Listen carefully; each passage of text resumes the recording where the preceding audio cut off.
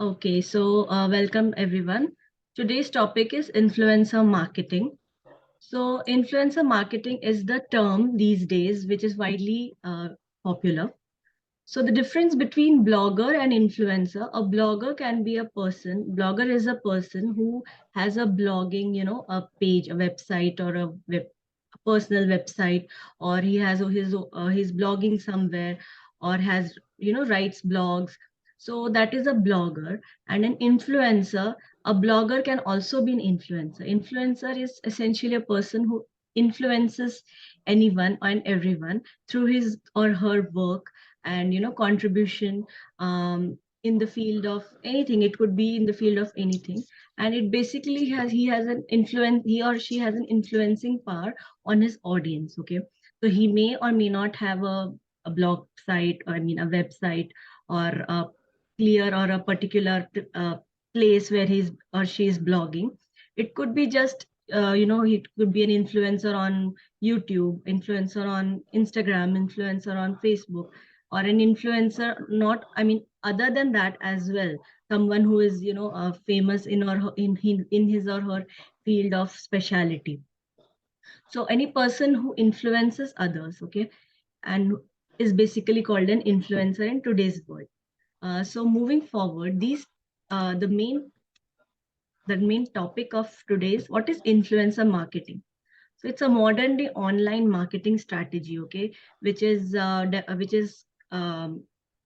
been imbibed by all the brands these days, because they have observed that it is a very easy and a very of a very customer friendly way of reaching out to the potential audience or the target customers. And because social media is so popular these days, everyone, each one of us has an account on social media, and everybody is so active on social media these days. It could be Instagram, Facebook, YouTube. We are all glued to all these apps. So what started as a very small thing, it has uh, got a lot of what do you call potential, because it has started a collaboration kind of a thing between the brands and the influencers directly, so that the brands can reach out to the influencers whom they are interested in, and the influencers can help these brands through their work, through their page, through their contribution to this. Like, influencers can add their own touch to it, and they can bring the brand forward into their audience. So it basically works on the level of trust and relationship with followers. So an influencer is ideally a person who has a kind of a good connection between their audience. It could be a very well established relationship. There's a two-way kind of relation between the followers and the influencer. The influencer know what kind of followers he or she has, and what kind of what is their interest. And the influencer, along with his or her core values, he works with the brand to to bring forward those products or whatever services.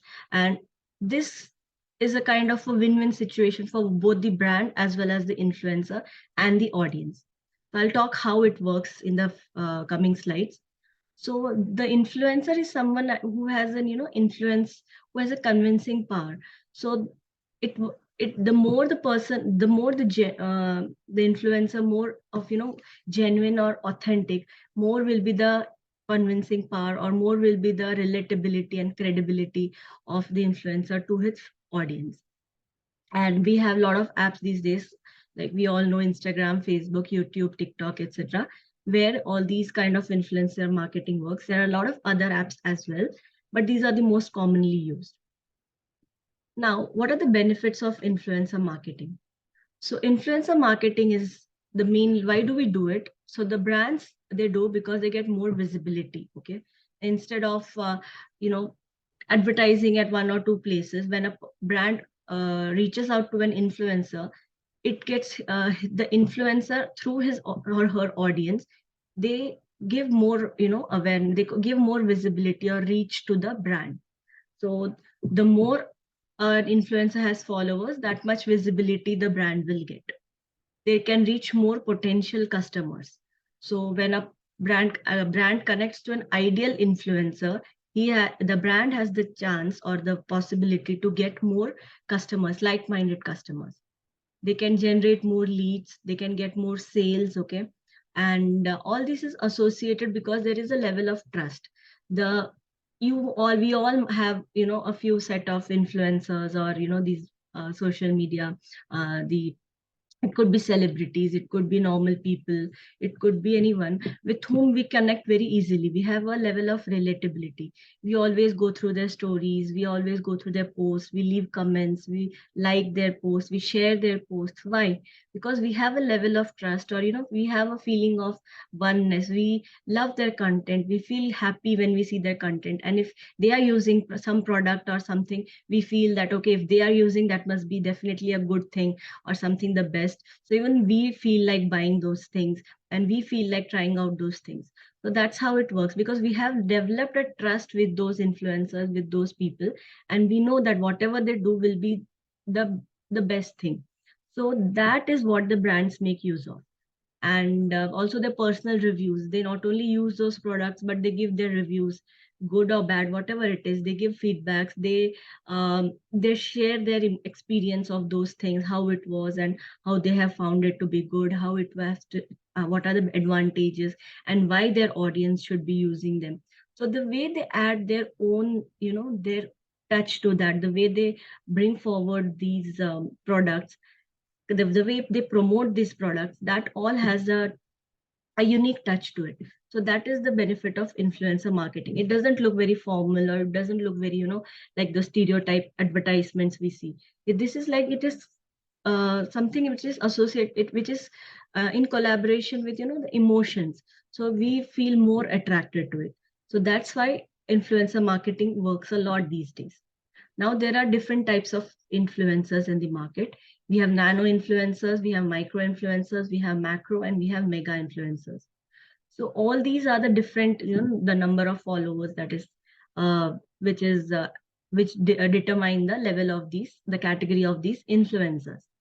Now, basically, what I feel is that anyone who has a public account on social media, one who posts regularly, frequently, consistently about some particular thing, they share their opinions, strongly they share whatever they feel good or bad, can be considered an influencer irrespective of the followers. That's what I feel. Because when someone puts forward their views, it will definitely influence someone who is watching that content. Now basically, the if even if you have lesser number of followers, but if you have a good engaged community, like your community is very much in sync, in alignment with your thoughts, okay? If the influencer, they believe in whatever the influencer is saying, whatever he or she is sharing, if every one of them are, they think alike, then that is a sign of a good influencer. At the same time, if an influencer has millions and millions of following, but he this that somewhere this meaning of influencing is lost, because sometimes we see just meaningless or senseless content being shared, or something contradictory, or something which is not at all, which is not feasible, or which is not advisable. Some those kind of things are being shared these days in the name of influencer marketing. So as an audience, it is important to know whom you are following, and whether you are whether you are influenced by their values and their belief systems, and whether you should have that ability to decide whether it is right or wrong, good or bad. At the same time, as a brand, it is important that when you approach an influencer, you should know the background, or you should do the research about that influencer and the kind of work they do, the kind of beliefs, thoughts they believe in, and what kind of, they have their belief system. It shouldn't contradict. Now, how to select the right influencer? That is the main question.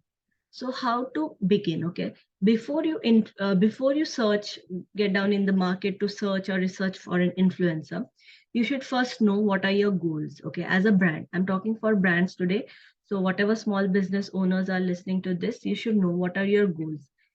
When you are going to approach an influencer, you should know what your goal is, whether you want more people to follow you, whether you want more growth for your brand, whether you want more people to buy from you, whether you want more people, whether you just want to create, a kind of an excitement. You're going to launch something and you just want to create an awareness for your brand, and you want more and more people to know about your brand. Okay, so that is important, that you should know what your goals are, whether you want more sales, whether you want people to visit your website, or join your program, enroll into whatever you have started, any program or any kind of coaching sessions or any fitness programs, or you're selling something, you want more sales in that.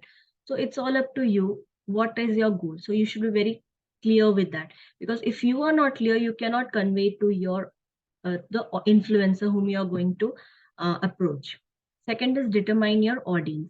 So what is your target audience, whether they are in the younger age group, middle age group, old age group, or mothers or fathers, or those kind of, what is your audience. That is the next question you should be very clear with. Third is decide your budget.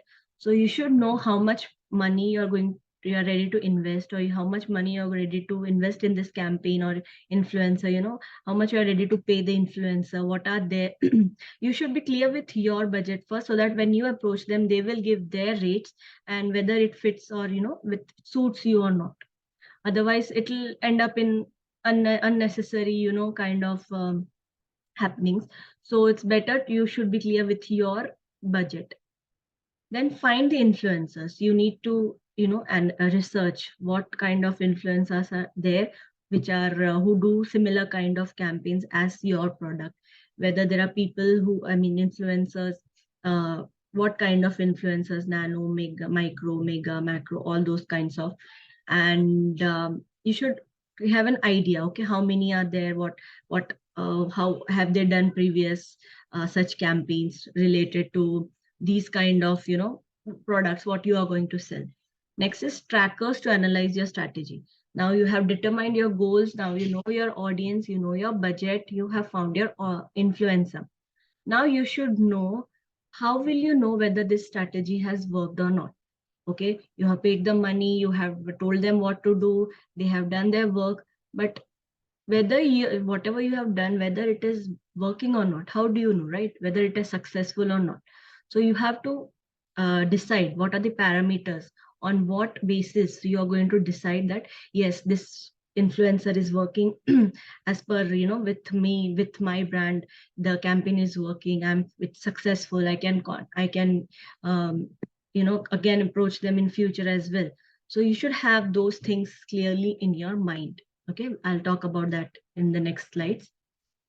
Now, what are the 5 characteristics of a good influencer? This is not a hard and fast rule. This is just a overall to give an idea for the brands to know that an influencer should be authentic, obviously. Okay, it's not that for the sake of it should, they should not just for the just a fake influencer. There's nothing like that. An influencer should be genuine and authentic. He or she should be an expert in content creation. Okay, they should know what they are doing, and they should know the nuances of content creation. Like someone who doesn't know how to put a reel, but they are very popular, they have a lot of followers, and they are having so much, you can see a lot of things on their page, but they don't know how to do content creation, how does video, how do the, I mean, not the very fancy one, the basic things any influencer should be knowing, the basic details. And community management, how they are able to manage the community as a whole, bringing together everyone, their words, through the way they speak, through their actions, whether they are able to manage everybody, as the brand as well as their audience, whether they are able to take forward your, if you're a brand, whatever your message or whatever your values or whatever your services, whether they are properly able to convey to the audience. And again, when they have been asked later by the audience, like when they get DMs regarding the brand, whether they are able to convey it properly and help the brand in turn get the sales generated. Next is trust. The influencer should be trustworthy. It's not that one day they say something, next day they say something, and they don't stick to their words, they don't stick to their actions, they don't They are not very, they keep changing, there's no clarity. Okay. And lastly, passion. An influencer should be passionate about whatever they are doing, and the passion will be seen in their content. Okay. No matter how whichever niche it is, the passion, if a person is passionate, it will definitely be shown in their work. So that is again one of the characteristics of a good influencer. Now, coming to the next slide here, these are the main things which you as a brand should understand when you're approaching a influencer niche. Okay, now whether the niche and their core values matches with your brand. Okay, suppose you are a brand owner, you have say you are an what do you call, you sell clothes. Okay, cotton kurtis and cotton, dress materials or cotton saris. So you should identify an influencer who is mainly into such kind of who promotes such kind of stuff. Okay, like cotton based or eco friendly or sustain, all these kind of, they have their core values aligned. If you are someone who is not most mainly into this, they are into doing, I mean, they are more main is the niche. Okay, now someone who is into makeup products, if you go and tell them to promote your cotton kurta, it won't align much with their overall, their niche, because they are into makeup products and yours is cotton kurti. Yes, it could be, if they are willing, there's no problem. If they have a good following and their influencing is abilities are very good, it doesn't matter. But in the initial stages, when the influencer and the brand, they would like to have a very, a very tight, or a very target audience. They need a target audience for their visibility. So you have to identify the people who are more, would go deep and very specifically they talk about such things. Okay. And uh, and again, it should match with your the brand and the influencer. Next is engagement.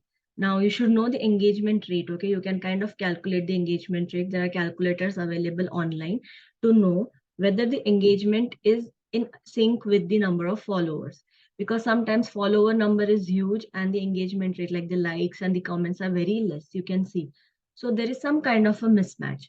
So this could be due to a lot of reasons, and one of those reasons could be fake followers or fake whatever it is, engagement, or we don't know that, but everything is possible these days.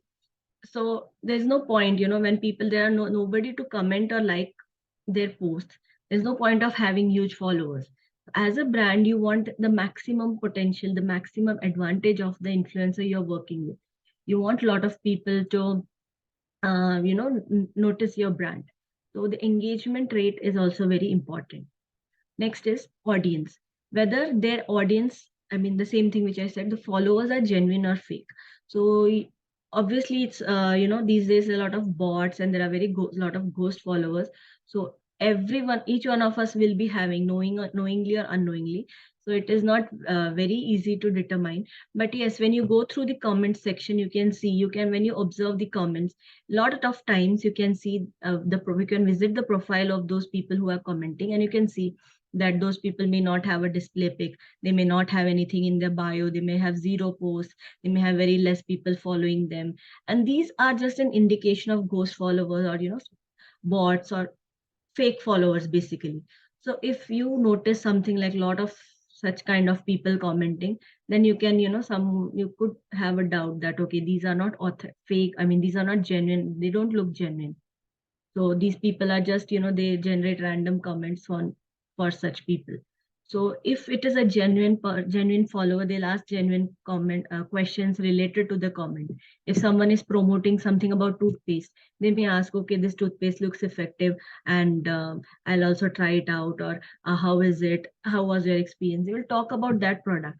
But if it is, a fake follower or some fake person, they'll be like, okay, something good, this great, or this nice, just random. Okay, I mean, yeah, people do that, but when you combine it with, like, there's no display pic, there's no bio in their profile, so you have to see all these things, so you get an idea.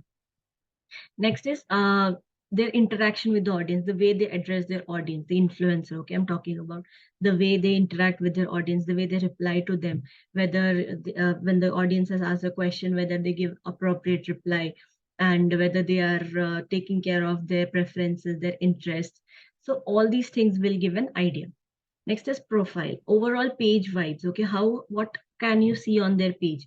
Is it too much of a sponsored content, brand collaborations? Is there too much of just random posts unrelated to their niche? Or is there, if there is lack of consistency, one post today, one post last month, one post maybe last year, something like that. There is it is not very, they are not very consistent.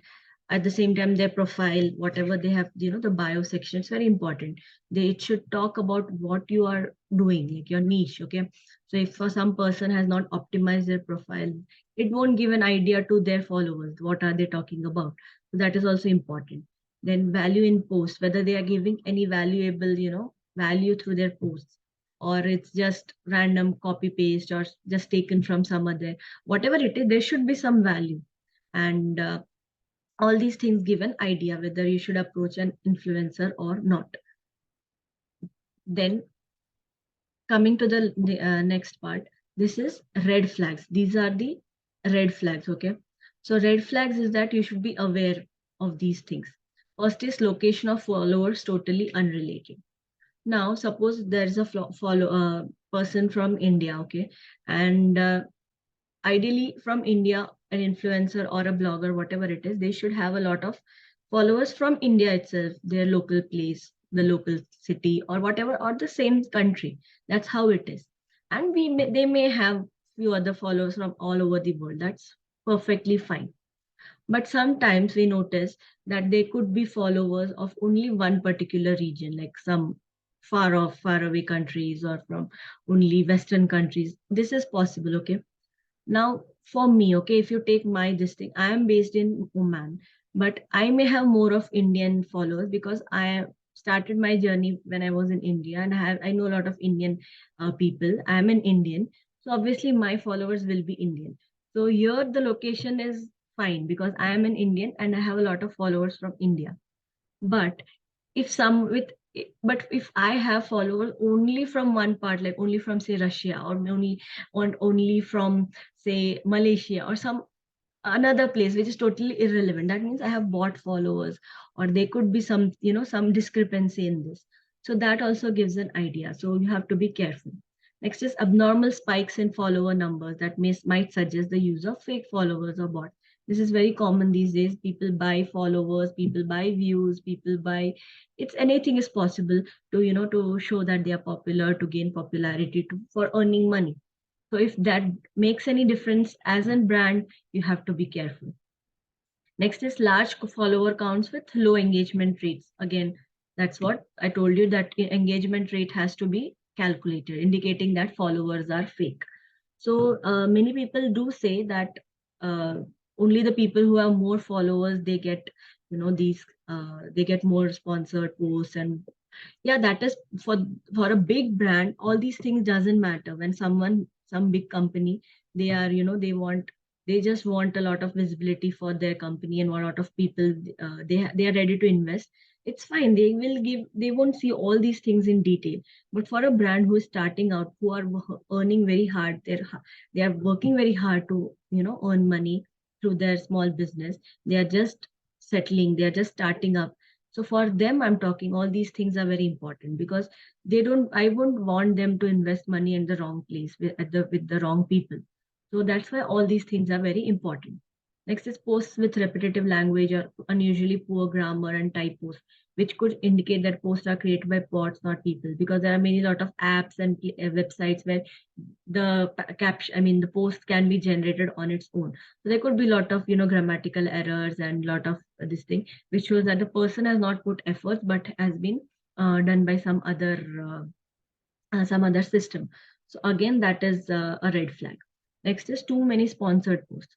So too many sponsored posts, again, like person is there only for, earning money. They just don't want to do sponsored posts. There's no value they are giving. They are not doing any they're giving back to the community. They just want their product. They are doing barter collabs, paid collabs, all these kinds of things are happening, but there's no giving back to the society. Like, I mean, giving back to the audience. They're not they're just here for the sake of, money and all these things. So that is again not a very good sign.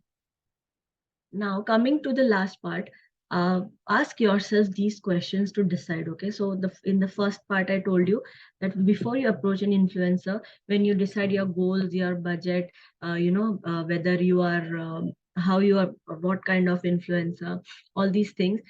What are the parameters? You have to decide some trackers or parameters to know whether your whatever you have done, whatever marketing strategy you have applied, whether it is working or not. Whatever money you are giving to the influencer, is it worth it or not? So that brings us to this slide, which says that just ask yourself these questions. Okay, these are some of the questions which will give you an idea whether your marketing strategy has worked or not. So the first one is whether has your insights improved. When you see a business page, you get all have insights, so you have to go through the insights, okay, before and after. Okay, before you collaborate with an influencer, you need to know your insights, okay, which shows that reach, impressions, okay, the website, if you have a website, how many people have visited the website, how many people have visited your profile, how many people have uh, how many likes, comments, all these things. You should have that database. And after the influencer marketing, you have to see whether your posts have got any better or not. Then next is whether how many DMs inquiries did you receive after that. Like if an influencer has really created an interest in their audience through their stories and posts, the genuine customers, they will definitely come to you from through them, and they may ask you about your product. They want to know about your products. They may want to know what how to contact or how to purchase from you. Next is increase in engagements on social media, likes, comments, shares, all these things. Again, the same thing, whether it has increased or not. Next is how many new followers, whether your follower count has increased, whether you're growing as a brand through the followers. How many new sales or leads were generated? How many people, how many products did you sell? Or how many people enrolled in your, if you're having some program like fitness program, or maybe you're teaching something, phonetics, phonics, or whether you are into any coaching like life coach, relationship coach, or anything, people have joined your course or your workshop.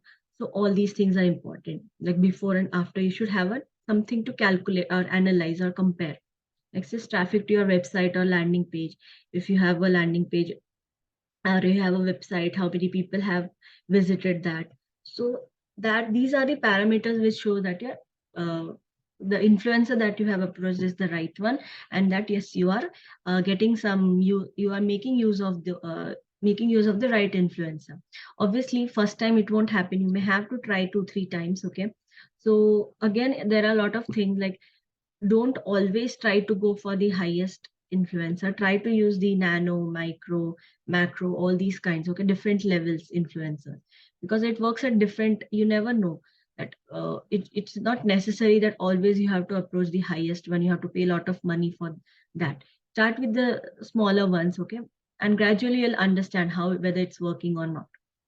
And lastly, whether the money invested was able to be generated through the conversions, through the sale, like the money you have paid to the influencer, whether you were able to recover it through the sales, okay, whether people bought from you, whether they are buying stuff from you and you have recovered that amount or not. So all these are just questions which can give you an idea whether it is worthy to have an influencer, or and if whether you are able to grow your brand, because there are many ways, other ways also. You can do ads, Instagram ads, Facebook ads, you can do, or you can like this, collaborate through other means, print media, or you can, there are a lot of Facebook groups as well where you can advertise. You have to pay, and you get to advertise your product or your services. Then you have to, there are other opportunities as well. But influencer marketing is a different way, because the influencer personally uses or personally speaks about his experience, his feedback, his or her reviews. So that gives the special customized touch, or what you call it, an emotional, um, it gives an emotional touch to that, this entire thing. So that's why all these things, lot of what do you say, a lot of brands have gained popularity through this, like Mama Earth and all. They have done a lot of beautiful influencer marketing, and all our mothers, and the way they have connected, and so many people have related and come forward and bought their products, and through the word of mouth it has done beautifully.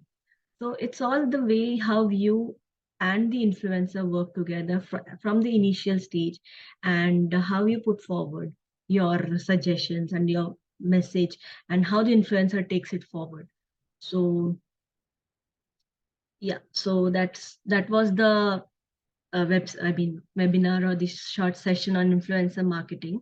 So if you have got any doubts, you can ask me. If you have got any questions, you can ask me in the comments. And yeah, this session will be recorded and it will be put on my YouTube channel. So I'll share the link in the group. So those of you who have joined in late, you can see the initial part in the recordings. Okay. So let me know if you got any doubts. There are hardly 4 minutes left. So if you have any doubts, you can ask me. And if even if I'm not able to answer now, I can get back to you and answer in my through the messages. Okay. Do all influencers charge money, or are there any other collabs? See, there are paid collabs, barter collabs. Barter collabs is that like you give some product or service in return to the promotion, or getting for the endorsement. Like suppose I sell maybe what do you say?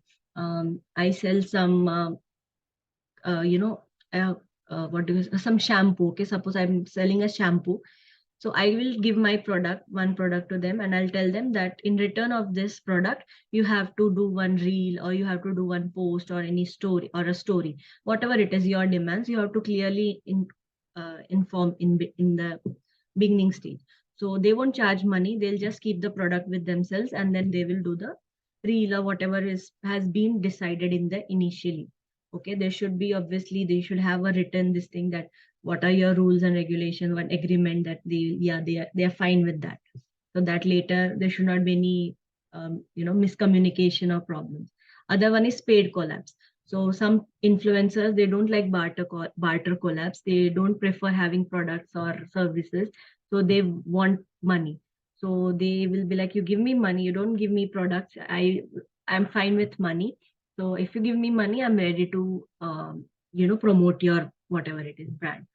So you have to, yeah, this. So yeah, that's possible, because you have to be very careful. You have to talk in advance and know whether they are ready to take this collaboration ahead or not. See, like I have been approached by one handwriting analyst. She told me that if you give me a review or a feedback in your stories, I'll analyze your handwriting. So I did it. She analyzed my handwriting, and I put a nice review in my stories saying that she did a good job.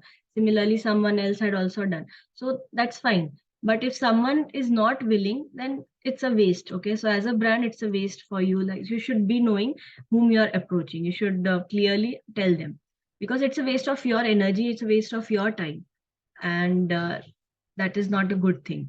I'm not a brand, mine is a parenting page. How can I choose an influencer? How can I promote my page this way? So see, tailspin that yeah, 1 second. For Ritu, you're not a brand, but yours is a parenting page. So I would request you to, connect with other parents, and try to, other people of the same, community. You try and DM them. You try to do collaboration, post collaborations, like how I am doing now, mindfulness collaborations. So people who are my audience get to know the other people, and similarly, because collaborations is that posts will be featured on both the pages. So if you are a parenting, you have a parenting page, you can, DM and get to know people of other, similar uh, parents, and who post similar kind of things. So you can get in touch with them, you can host contests, you can have some kind of you can host a contest, and you can ask people to post something on some theme, or you can just start some challenge. Okay, and because that's the way அது அப்புறமா அது பண்ணிட்டேன். you can get a lot of people. You need not have an influencer, you can create your own brand. Okay, because or else you can keep an influencer depending on your budget or whatever your goal is. So that you have to be very clear, like how I said in the beginning of this, what is your goal and how much are you ready to invest in that. So as and for tailspin, uh, if you have this experience, I'm sorry for you. But next time, just be careful that when you are approaching someone for promoting your brand, you please tell them that if they are ready to do barter collaborations or not. And whatever you have in mind. If you are willing for barter, tell them. If they're not willing, then it's okay. You find someone else. Because agreeing initially and then backing off is not a good sign. Yeah, that's not a good thing. So you just tell them that you're just wasting mine and your time.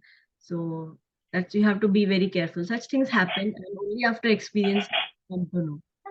So maybe that's just I बरोबर hope आहे. we don't have such cases again in future.